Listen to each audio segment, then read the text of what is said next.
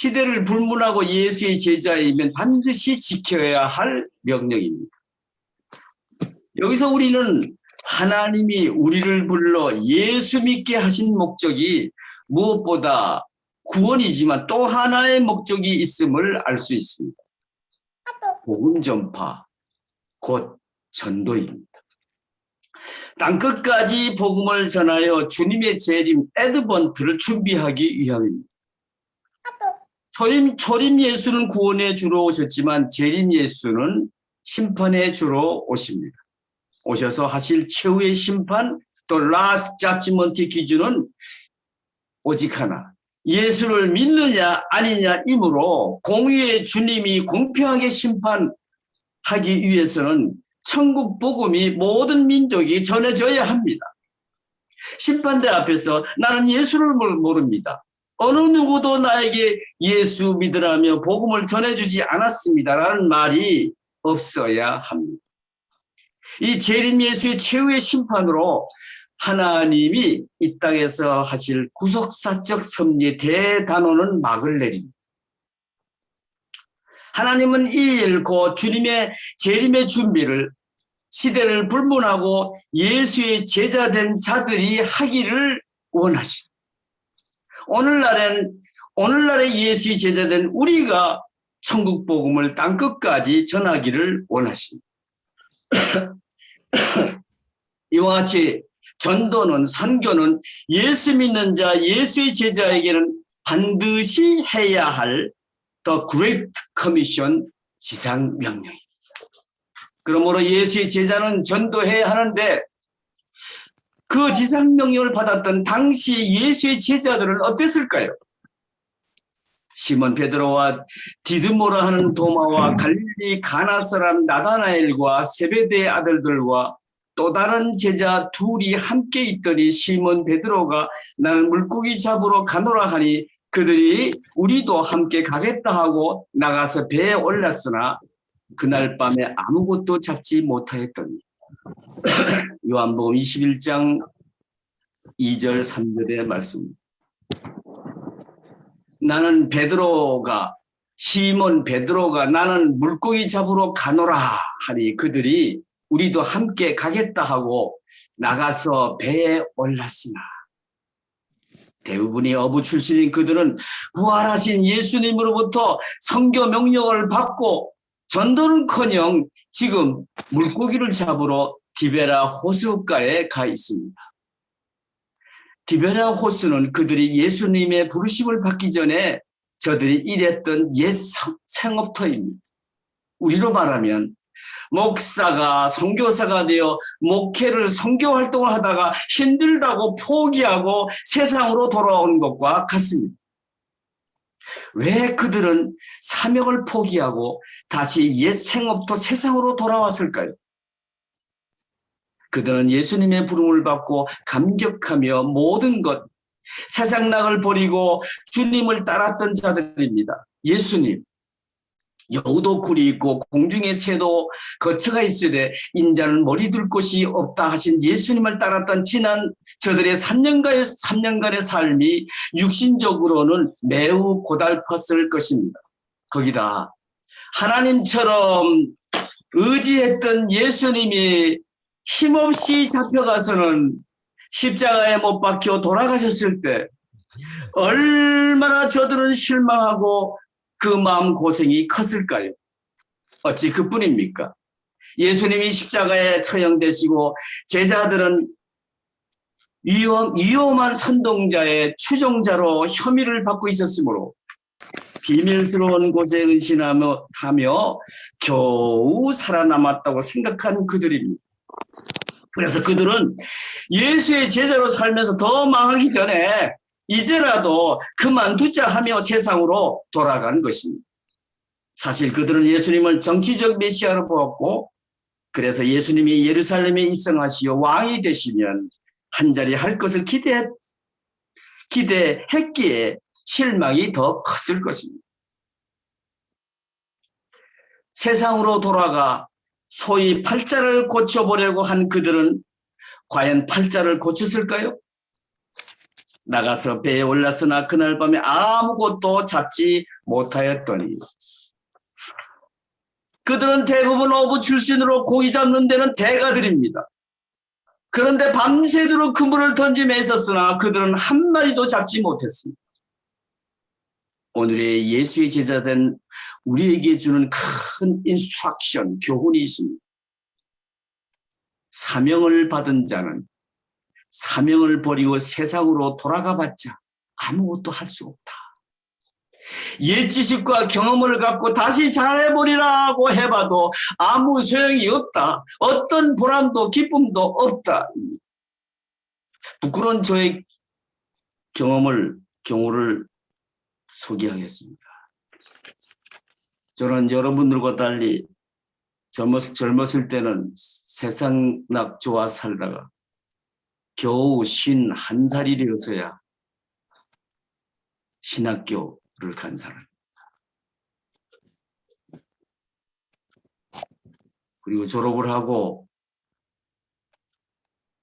부교육제로 먼저 가보겠다고 여러 군데 어플라이 했으나 아무도 저를 받아주는 자가 없었습니다. 저는 서울 미아리 고기에서 개척을 하고 목회를 시작했습니다. 장로를 하다가 목회를 해서 그럴까요? 장로만을 해서. 부교육제 경험이 없어서 그랬을까요? 여러분과 달리 저는 너무너무 힘들었어요. 전도는 많이 했습니다. 그러나 교회는 부흥하지 않고 더구나 저에게 가장 크게 힘들었던 것은 설교가 왜 그렇게 힘들었는지 몰랐어요. 너무너무 힘들었어요. 신학교 때는 정장복 교수님이 설교학 교수님이었는데 그때 설교 테스트를 했는데 제가 제일 잘했다고 평가를 받은 바 있습니다. 그런데 한 6개월을 곧잘 했어요. 그 다음에 미천이 떨어졌나요?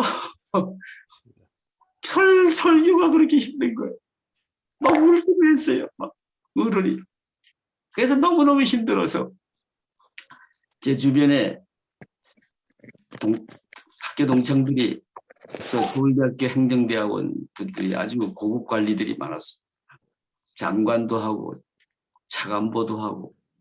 그래서 제가 이 친구들이 출세한 친구들이 옆에 있는 것도 이게 은혜가 아니에요. 야, 내가 너무 삶이 어렵다. 자리 하나 만들어라. 그랬더니 지금 국토부 산하의 공기업이 제법 높은 자리를 마련해 주었어요. 월급도 많이 받습니다. 의시됩니다. 근데요, 기쁨이 없는 거예요. 왜 사는지를 모르겠어요. 너무너무 갈등이 많고 힘들고 기쁨이 없고. 그래서 10층짜리 건물 꼭대기 올라가서 어느 날은 신발을 벗어놓고 뛰어내리려 죽으리라. 내가 부끄러워 못 살겠다. 죽을 마음을 먹었습니다. 근데요, 뛰어내릴 용기는 또 없더라고요. 하나님 앞에 덕이 안 되잖아요. 목사가 자살했다. 이 덕이 안 되잖아요. 제가 거기서 무릎을 꿇고 하나님께 회개했어요. 그리고 돌아왔어요. 여러분, 우리는 목사를 전후해서 몇 번이고 주의 종의 길, 십자가의 길을 가겠다고 서원한 사람들입니다. 저의 경우도 마찬가지. 시편 15편 4절에 보면 하나님께 서원한 것은 해로울지라도 갚아야 한다는 말씀이 있듯이 이제 우리는 하나님이 이제 그만하고 오라고 부르실 때까지 오직 주의 길을 끝까지 가야 합니다. 여러분, 그렇지 않으시겠지만 혹시 선교사의 길이, 주의 종의 길이 힘드십니까? 선교사 하면 바울입니다. 우리 사도 바울을 벤치마킹 합시다. 사도 바울 자신도 다음과 같이 자기를 본받으라고 말하기도 했습니다. Follow my example. As I follow the example of Christ. 그의 선교 자세를 봅시다. 내가 얻었다 함도 아니요 온전히 이루었다 함도 아니라 오직 내가 그리스도 예수께 잡힌 바 된 그것을 잡으려고 달려가노라. 빌립보서 3장 12절에 있는 말씀. 여기서 그리스도 예수께 잡힌 바 되는 됨은 바울이 다메섹 도상에서 부활하신 그리스도와 만났던 것을 암시합니다. 그는 그곳에서 부활하신 예수님과의 만남을 통해 회심하게 되었습니다. 그의 회심은 믿음의 경주에 있어서 끝이 아니라 시작으로서 그가 열망하는 완전함에 이르기 위하여 믿음의 경주 쭉 영적 성장을 위해 계속 다른 진리에 한다고 말했습니다. 이 고백에서 예수님을 배우고 닮아가고자 하는 바울의 진지한 노력을 우리는 발견할 수 있습니다. 즉, 바울은 그리스도를 닮기 위하여 그가 얼마나 노력하고 힘썼는지를 볼 수 있습니다. 우리는 얼마나 노력하고 힘썼는지 예수 닮아보겠다. 그리고는 바울은 그 다음 절에 보면 표대를 향하여 곧 표대이신 예수 그리스도만을 바라보고 나는 이제 예수 그리스도와 십자가만을 자랑한다 하며 달려갔던 것입니다.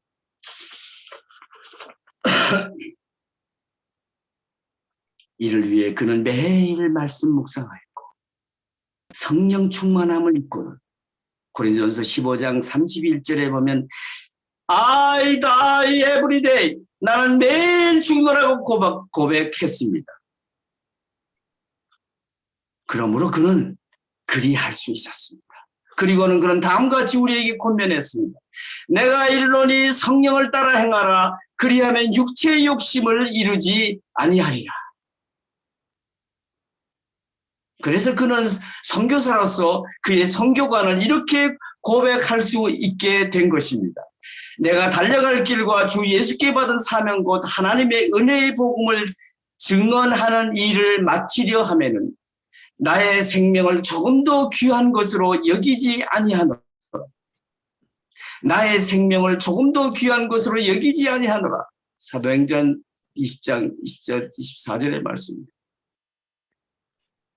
그리고 그의 사생관과 구원관을 들어보십시오. 이제 내게 사는 것이 그리스도니 죽는 것도 유익합니다. For to me to live is Christ and to die is gain. 빌립보서 1장 21절. 더 살면 내가 복음을 전하며 주님을 위해 살아서 좋고 죽으면 저 천국에 가서 믿음대로 내 믿음대로 영생 복락을 누리니 좋고 얼마나 귀한 사생관입니다. 또 그의 구원관 들어보십시오. 나는 선한 싸움을 싸우고 나의 달려갈 길을 마치고 믿음을 지켰으니 이제 후로는 나를 위하여 의의 변리관이 예비되었으므로 주 곧 의로우신 재판장이 그날에 내게 주실 것입니다. 이 고백에서 보면 그는 확실에 찬 구원관은 물론 상급받을 구원관을 분명히 지니고 있었습니다. 지난 금요일 밤 김경식 목사님 모시고 우리 철야 기도회를 가졌는데 저는 그때 김경식 목사님 왜 우리에게 저렇게 큰 은혜를 끼칠까?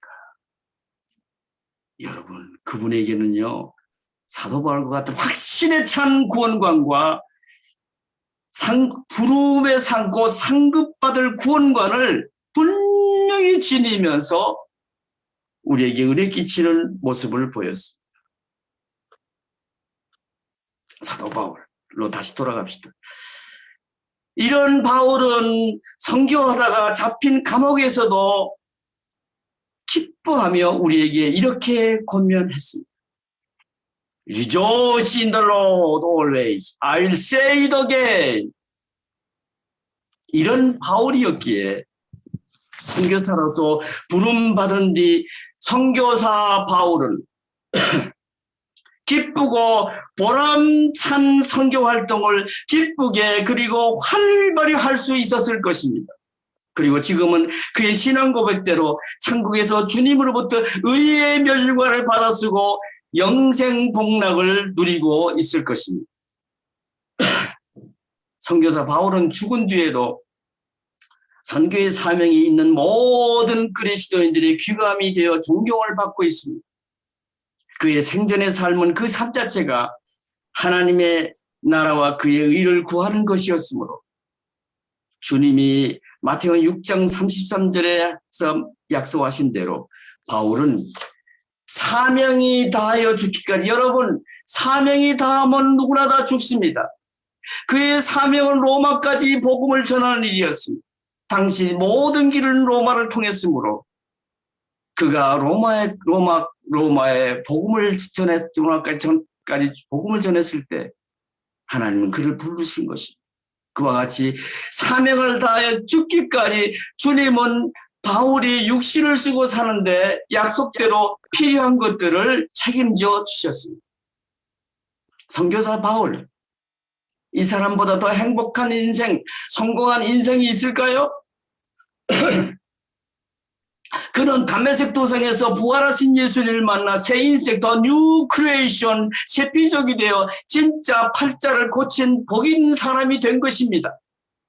그렇습니다. 예수 믿으면 진짜 팔자를 고칩니다. 저의 부끄러운 경우, 부끄러운 목사인 저의 경우도 또 한번 고백하겠습니다. 제가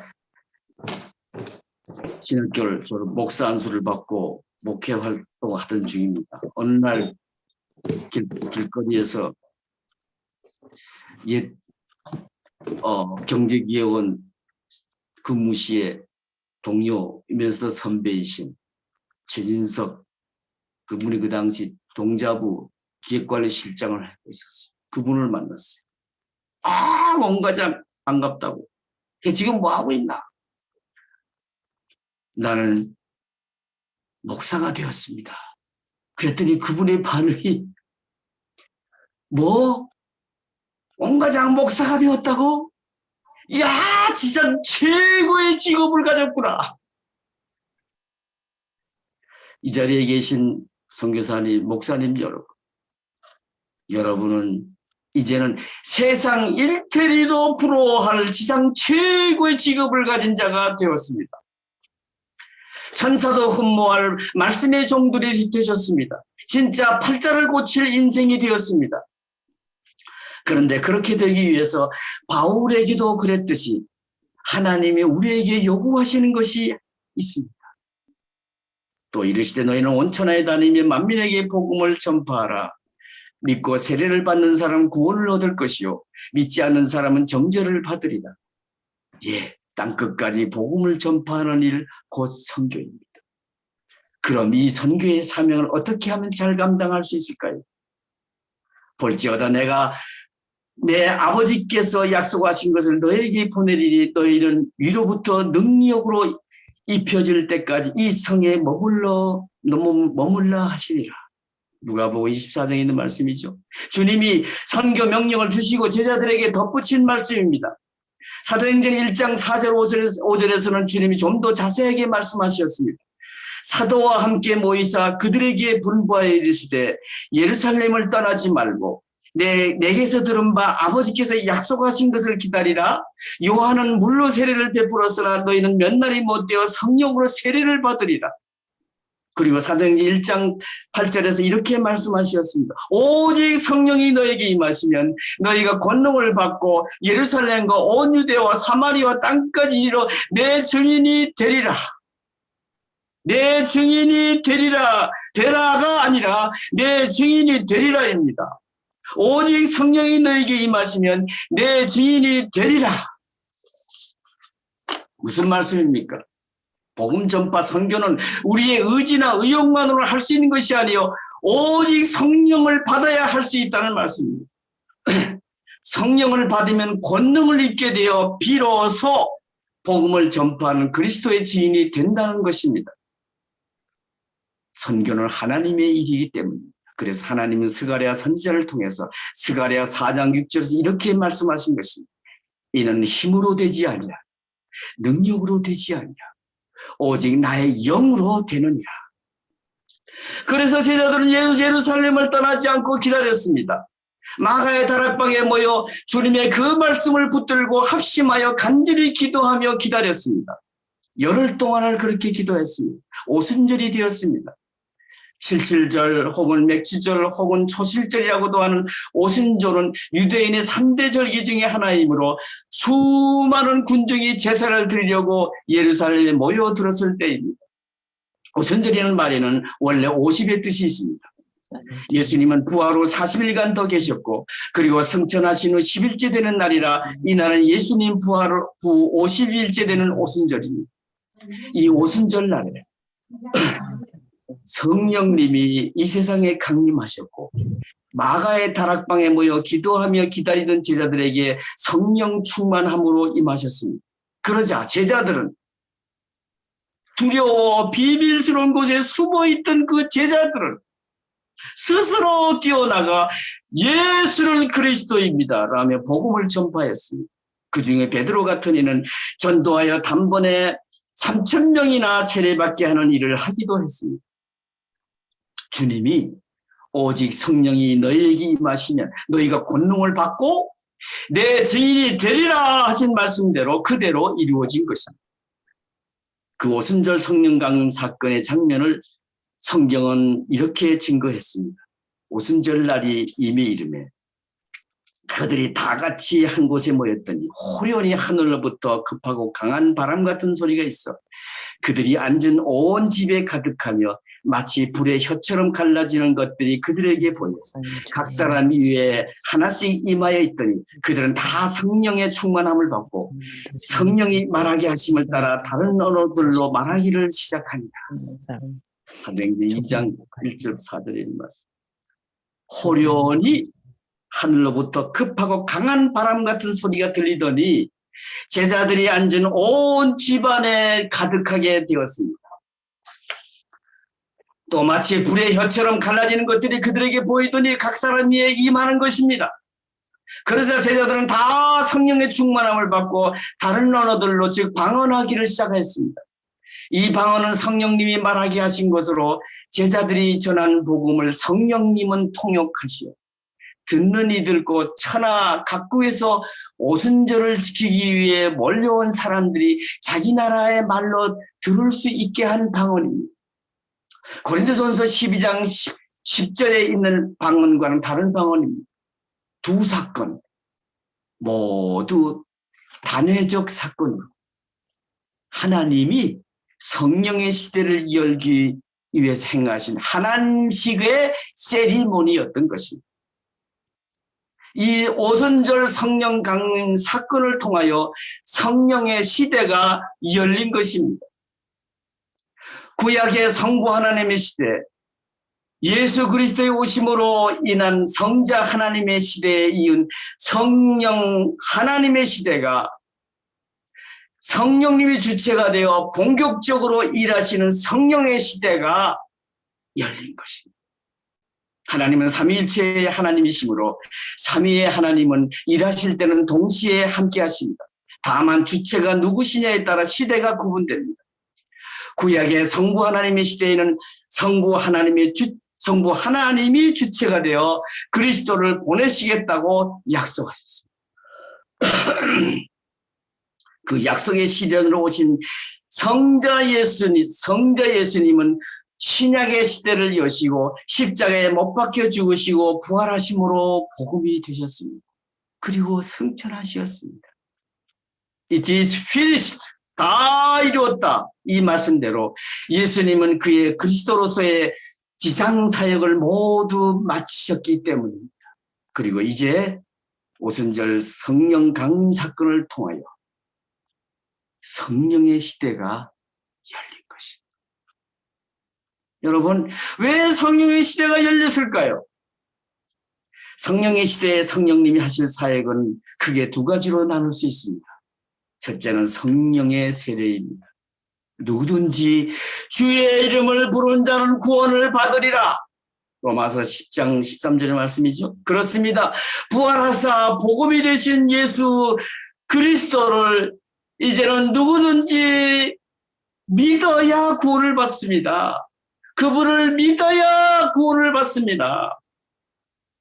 또 성령으로 아니하고는 누구든지 예수를 주시라 할 수 없느니라. 고린도서 12장 3절의 말씀.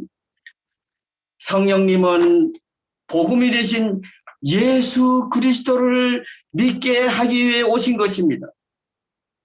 여러분, 그러면 성령님이 모든 사람을 예수 믿게 하시면 전도도 할 필요 없이 얼마나 좋겠습니까? 그러나 그렇지 않습니다. 다음 말씀들을 들어보십시오. 사도행전 13장 48절. 이방인들이 듣고 기뻐하여 하나님의 말씀을 찬송하며 영생을 주시기로 작정된 자는 다 믿더라. 영생을 주시기로 작정된 자는 다 믿더라. 사도 바울의 제1차 전도여행 때입니다. 비시디아 안디옥에 이르러 바울은 이번에도 유대인의 회당에서 지저스 크라이스트라고 전도하였는데 기대했던 유대인들을 비방하며 복음을 거부함에 반해 기대하지 않았던 이방인들은 기뻐하며 복음을 받아들인 것을 보고 바울이 깨닫고 외친 것입니다. 아, 영생을 주시기로 작정된 자들이 있구나. 이들은 복음을 듣고 다 믿는구나. 그리고 더 묵상 끝에 에베소 1장 4절 5절에서 이렇게 증거했습니다. 곧 창세전에 그리스도 안에서 우리를 택하사 우리로 사랑 안에서 그 앞에 거룩하고 흠이 없게 하시려고 그 기쁘신 뜻대로 우리를 예정하사 예수 그리스도로 말미암아 자기들의 아들들이 되게 하셨습니다. 창세전에 구원을 주시기로 작정된, 창세전에 구원을 받기로 예정된 자들이 있다는 말씀입니다. 성령님은 이 구원을 받기로 예정된 자들이 예수 믿도록 하기 위해 오신 것입니다. 그런데 성령님은 바울이 전도했을 때 그 당시 역사하셨습니다. 그런즉 그들이 믿지 않은 이를 믿지 아니하는 이를 어찌 부르리요? 듣지도 못한 이를 어찌 믿으리요? 전파하는 자가 없이 어찌 들으리요? 보내심을 받지 아니하였으면 어찌 전파하리요? 좋은 소식을 전하는 자들이여 자들의 발이여 함과 같으니라. 로마서 10장에 있는 말씀. 여기서 우리는 다시 한번 예수의 제자된 우리가 복음 전파하고 선교해야 할 이유를 다시 한번 분명히 깨닫게 됩니다. 선교는 성령님이 역사하실 일을 위해 그 전에 행하는 좋은 소식을 전하는 발이 되는 것입니다. 이 좋은 소식을 전하는 발을 영어 성경에서는 How beautiful are the feet of those who bring good news 이라 했습니다. 이 말씀에 따르면 여러분 선교사님들은 하나님이 보시기에 얼마나 아름다운 발의 소유자인지 모릅니다. 우리의 발은 복음을 전하여 창세전에 택함받은 하나님의 자기 백성을 발굴하는 그런 일을 하는 그런 발이기 때문입니다. 그리고 그 다음에는 성령님이 그 사람에게 임하사 예수를 나의 구주, 나의 주님으로 영접하도록 역사하실 수 있게 하는 발이기 때문에 귀한 것이고 아름다운 것입니다. 그러므로 여러분 선교사님들은 구속사적으로 볼 때 얼마나 아름다운 발을 지닌 귀한 분인들인지 모릅니다. 과연 천사도 흠모할 귀한 사명을 지는 귀한 분들이십니다. 하나님이 이 사명에 우리가 충성할 때 하나님을 보시고 얼마나 기뻐하실까요? 고린도전서 12장 3절 말씀을 다시 한번 읽어보겠습니다. 성령으로 아니하고는 예수를 주시라 할 수 없습니다. No one can say Jesus is Lord except by the Holy Spirit.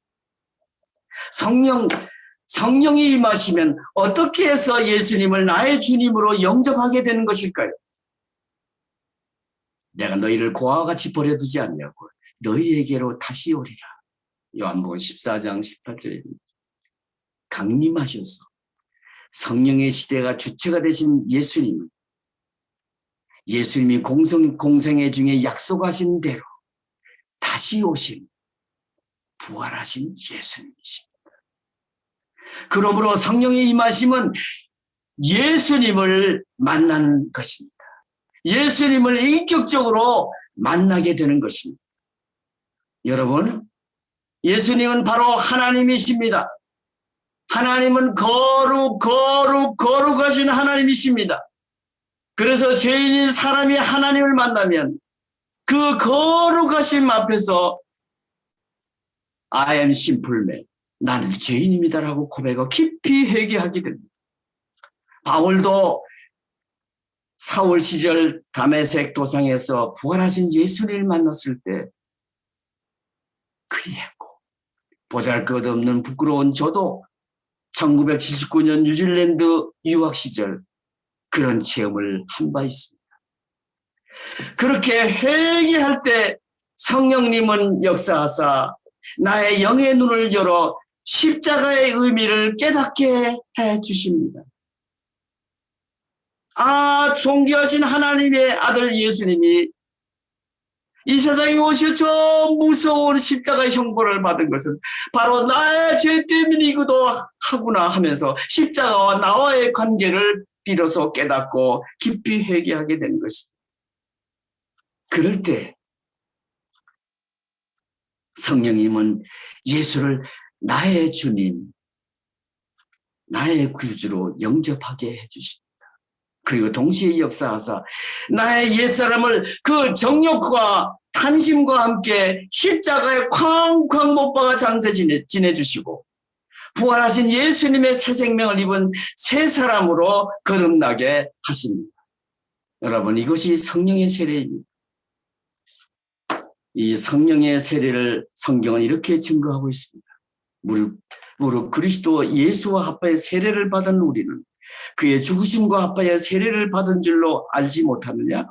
그러므로 우리가 그의 죽으심과 합하여 세례를 받음으로 그와 함께 장사되었나니 이는 아버지의 영광으로 말미암아 그리스도를 죽은 자 가운데서 살리심과 같이 우리로 새 생명 가운데서 행하게 하려 함이니라.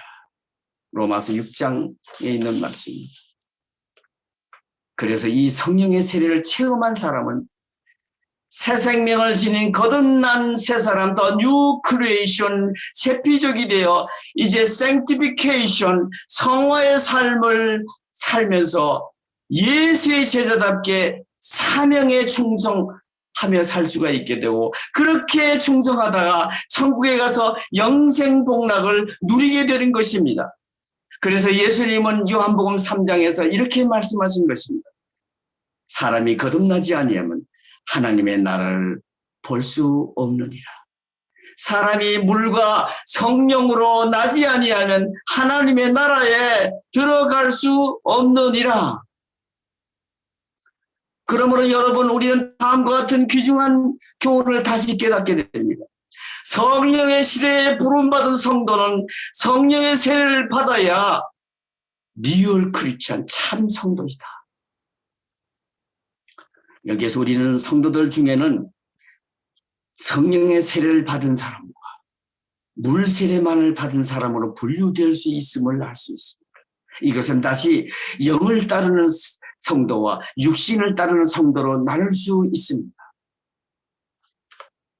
물 세례만을 받은 사람은 신앙생활을 하면서도 주여 주여 하면서도 여전히 옛사람으로 살기 때문에 육신을 따르는 성도입니다.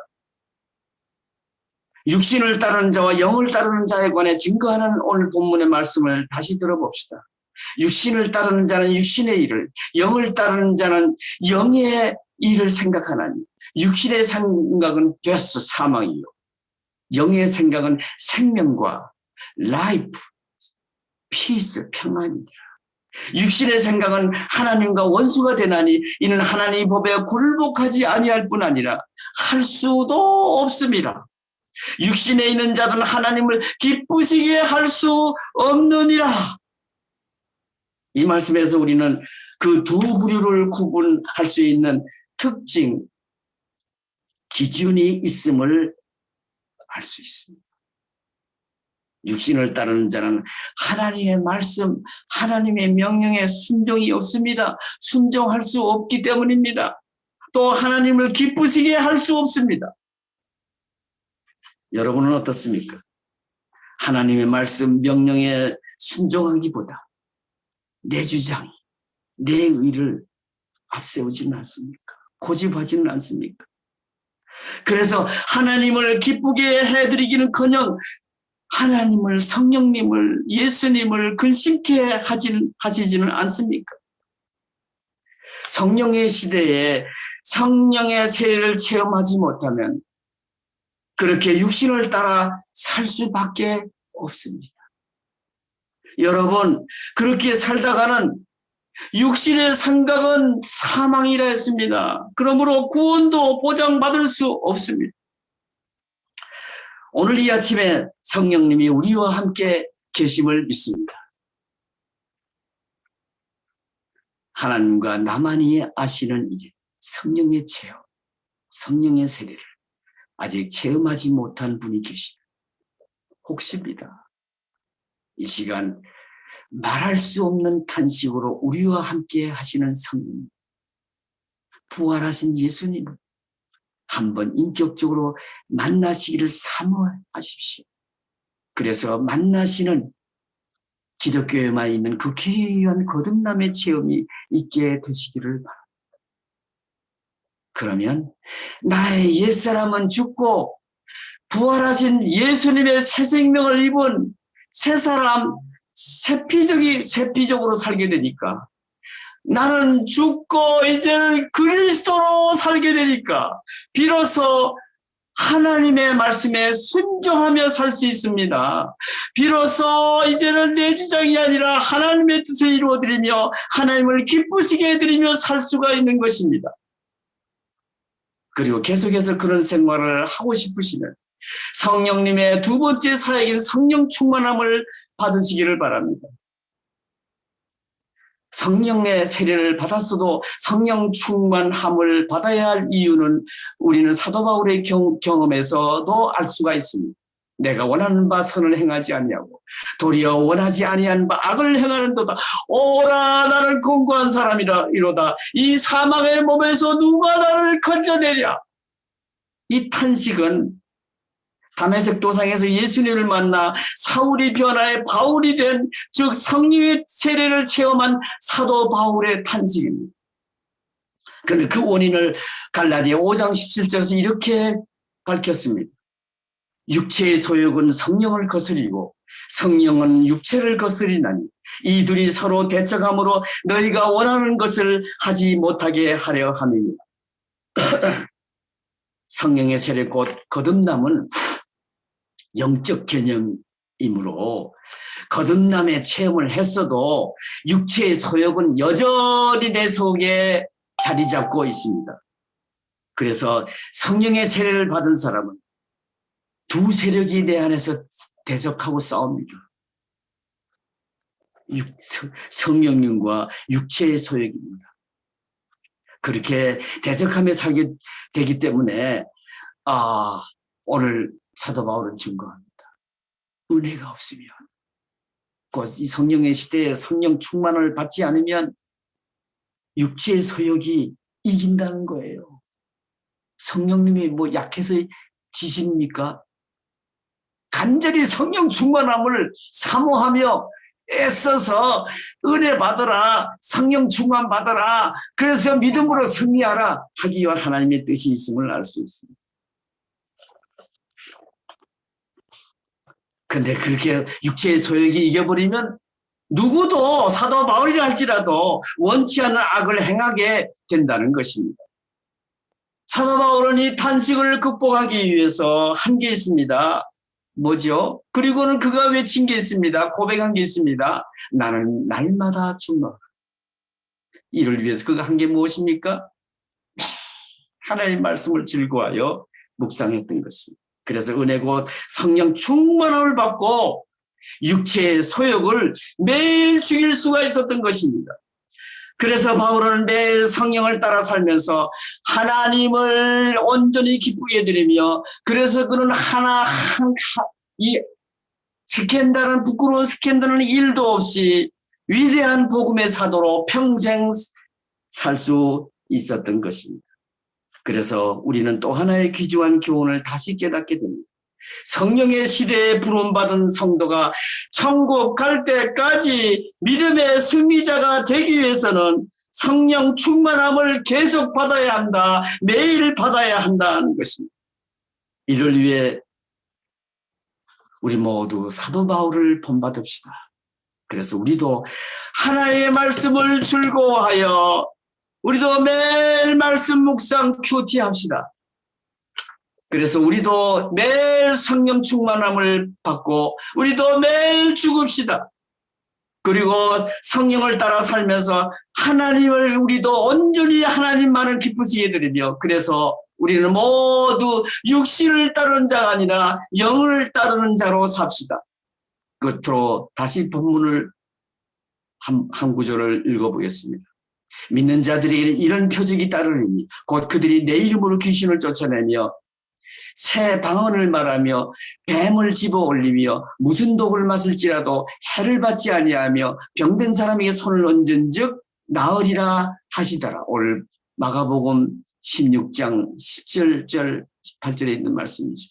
여러분, 이런 표적이 언제 나타났습니까? 제자들이 나가 두루 전파할세 주께서 함께하사 그 따르는 표적으로 말씀을 확실히 증언하시니라. 제자들이 전도할 때, 선교할 때 주님이 약속대로 함께 하시면서 그런 놀라운 표적이 나타난 것입니다. 그 사실을 우리는 사도행전에서만도 얼마든지 발견할 수 있습니다. 지난 금요일 철야기도회 때 김갑동 목사님이 참여하시더라고요. 그 전에 설교에서도 들은 바 있지만 제가 다시 한번 확인을 했습니다. 그리고 수천 명이 모여들었다는데 새벽 기도를 통해서 말씀을 선포할 때 치유의 기적도 일어났습니까? 그랬더니 그분이 자신 있게 말씀하시더라고요.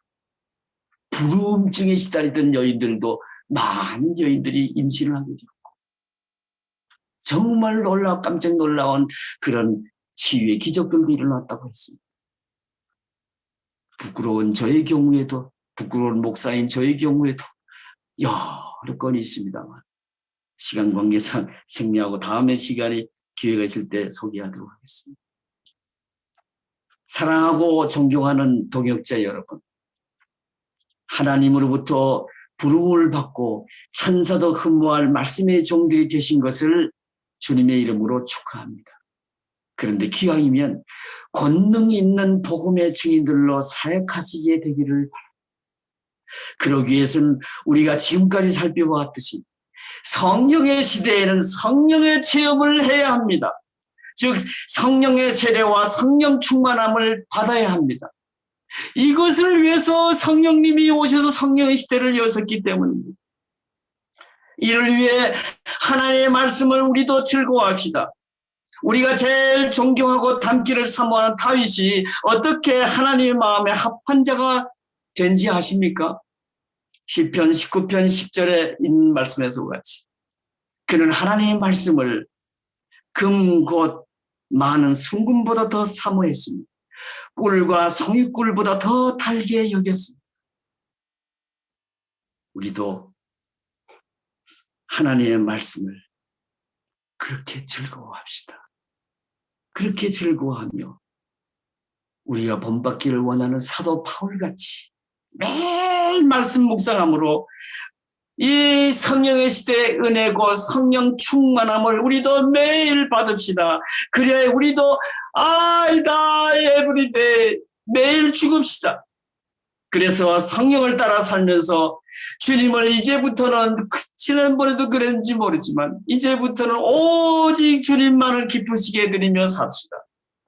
특히 주님의 지상 명령인 선교 명령에 따라 때를 얻든지 못 얻든지 전도하며 선교하며 주님의 재림을 준비하는 일, 하나님이 구속사적으로 마지막으로 하기를 그렇게 바라시는 그 일에 우리가 귀하게 쓰임받으며 삽시다.